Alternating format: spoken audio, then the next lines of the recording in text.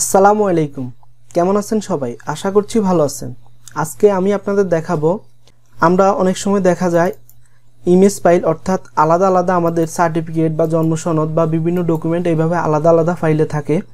সবগুলো ডকুমেন্ট আমরা একটি ফাইলে রূপান্তর করে পিডিএফ করতে চাই, কিন্তু এটার জন্য আমি মনে করি সবচাইতে সহজ একটি পদ্ধতি আমি যেভাবে দেখাচ্ছি ঠিক সেইভাবে। এখানে পিডিএফ ফাইলটা আপনি খেয়াল করুন, সম্পূর্ণ একটার পর একটা আছে।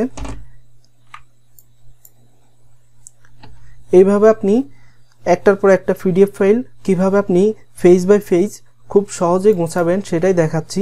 এখানে আপনি 4টি ফাইল ওপেন করা আছে, এইভাবে আপনার অনেকগুলো ফাইল হতে পারে।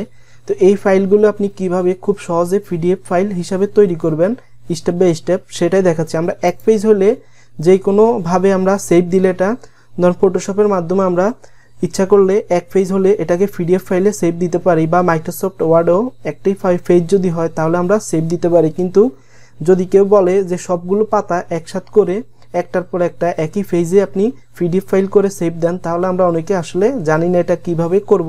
তো এটাকে আপনি খুব সহজে কিভাবে করবেন সেটাই দেখাচ্ছি। আপনি এখানে সর্বপ্রথম মাইক্রোসফট ওয়ার্ড ফাইলটি আপনি ওপেন করবেন। মাইক্রোসফট ওয়ার্ড ফাইলটি ওপেন করার পর আপনি স্কেল বারে যদি আপনি মাউসের রাইটে ডাবল ক্লিক করেন তাহলে এখানে পেজ সেটআপের যেই অপশনটি আসবে, তো এখানে মার্জিনস আমি সবগুলো সাইডে 0.2 ইঞ্চি নিব। 0.2 আমি ট্যাব চাপ দিব, পরের ঘরে 0.2, আবার পরের ঘরে 0.2, আবার ট্যাব দিলাম, পরের ঘরে 0.2। পেজটাকে আমি A4 হলে A4 নিব, লিগেল হলে আমি লিগেল নিব। তো আমি A4 নিলাম, ওকে। তো আমার পেজটা সম্পূর্ণ সেট আপ হয়ে গেছে। তো এখন আমি এখানে যেহেতু 4টা পেজ, তো আমি সর্বপ্রথম 4টা পেজ ওপেন করে নিব।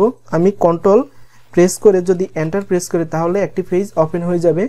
আবার যদি আমি কন্ট্রোল চাপ দিয়ে ধরে এন্টার প্রেস করি, এভাবে আমি যতবার চাপ দেবো একটা একটা করে নতুন পেজ ওপেন হবে।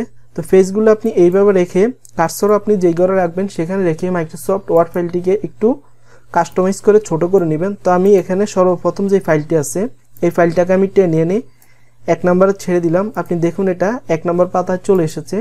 দ্বিতীয় যে ফাইলটি আছে এটাকে আমি এখন 2 নম্বরে আনবো। তো আমি 2 নম্বর পেজে আমি কার্সরটি রাখলাম, রাখার পর এখানে এনে আমি ছেড়ে দিলাম। ফাইলটি 3 নম্বর ঘরে চলে গেছে। তো সমস্যা নাই, আমি এটাকে মাউস ড্র্যাগ করে এনে 2 নম্বরে ছেড়ে দিলে এটা 2 নম্বরে চলে আসবে। তারপরে আমি 3 নম্বর যে পেজটা আছে এখানে আমি যদি 3 নম্বর পাতাটা এনে ছেড়ে দেই তাহলে দেখুন 3 নম্বর পাতায় চলে এসেছে। তো আমি 4 নম্বর পাতা এখন 4 নম্বর পেজটা এনে ছেড়ে দিলাম। তো এখন আপনি খেয়াল করুন যে পেজগুলো আমি ওপেন করলাম, তো বাড়তি একটা পেজ আছে। তো এটাকে আমি কার্সর রাখলাম, রেখে কন্ট্রোল চাপ দিয়ে ধরে ডিলিটে যদি প্রেস করি তাহলে নতুন যে পেজটি ওপেন হয়েছে বাড়তি ওটা ডিলিট হয়ে যাবে। তো এখন এই পেজগুলো 4টা পেজ আপনি এখন পিডিএফ ফাইলে কিভাবে সেভ দিবেন মূলত সেটাই দেখাচ্ছি। তো এখন আপনি এখানে এই ফাইলটাকে সর্বপ্রথম সেভ করবেন। কন্ট্রোল S প্রেস করলে কিবোর্ডের সংক্ষেপে এই ডকুমেন্টটা সেভ করার অপশন আসবে।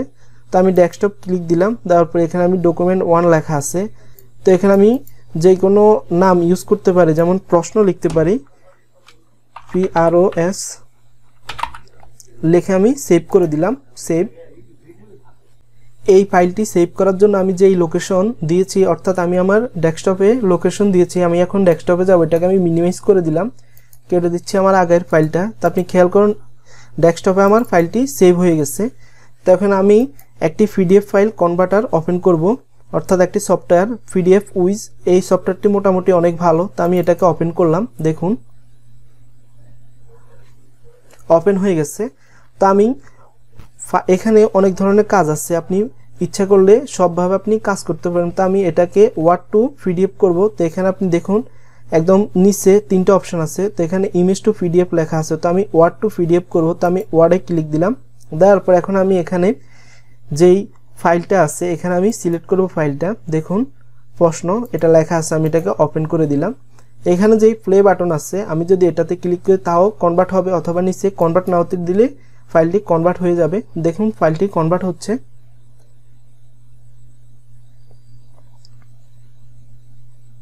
ফাইলটি সম্পূর্ণ কনভার্ট হয়ে গেছে। এখন আমি যদি ফাইলটির লোকেশন কোন জায়গায় আছে দেখতে যাই তাহলে আমি এখানে উপরে লোকেশন লেখা আছে, আমি লোকেশনে দিলাম, সরাসরি আমাকে আমার ফাইলটিতে নিয়ে গেছে। তো এখানে এই ফাইলটি থেকে এখন আমি যদি পিডিএফ ফাইল ওপেন করে আপনি দেখুন ফাইলটি খুব সুন্দরভাবে কনভার্ট হয়ে গেছে। একদম আপনি ঠিক যেভাবে ফাইলগুলোকে সেভ দিয়েছেন একটার পর একটা স্টেপ বাই স্টেপ, ঠিক এইভাবে আপনি যতগুলো ফাইল হয় অর্থাৎ যতগুলো পৃষ্ঠা হয় আপনি স্ক্যান করার পরে স্ক্যানার দিয়ে এইভাবে আপনি step by step PDF file খুব সহজে করে নিতে পারবেন। যে কোনো ডকুমেন্ট আপনি ঝামেলায় পড়বেন না। এইভাবে আপনি যত পাতা স্ক্যান করা আছে আপনার ডকুমেন্ট, তত পাতা আপনি সিরিয়াল বাই সিরিয়াল মাইক্রোসফট ওয়ার্ডে গুছিয়ে আপনি এইভাবে পিডিএফ করে আপনি আপনার যে কোনো জায়গায় ব্যবহার করতে পারবেন অথবা ডকুমেন্টগুলো সংগ্রহ করে রাখতে পারবেন। আশা করছি আপনি কাজটা কিভাবে করেছি বুঝতে পেরেছেন। আর ভিডিওটি যদি আপনার কাছে ভালো লাগে তাহলে অবশ্যই ভিডিওটিতে একটি লাইক করবেন এবং চ্যানেলটিতে সাবস্ক্রাইব করে পাশে থাকবেন। ধন্যবাদ সময় দিয়ে ভিডিওটি দেখার জন্য।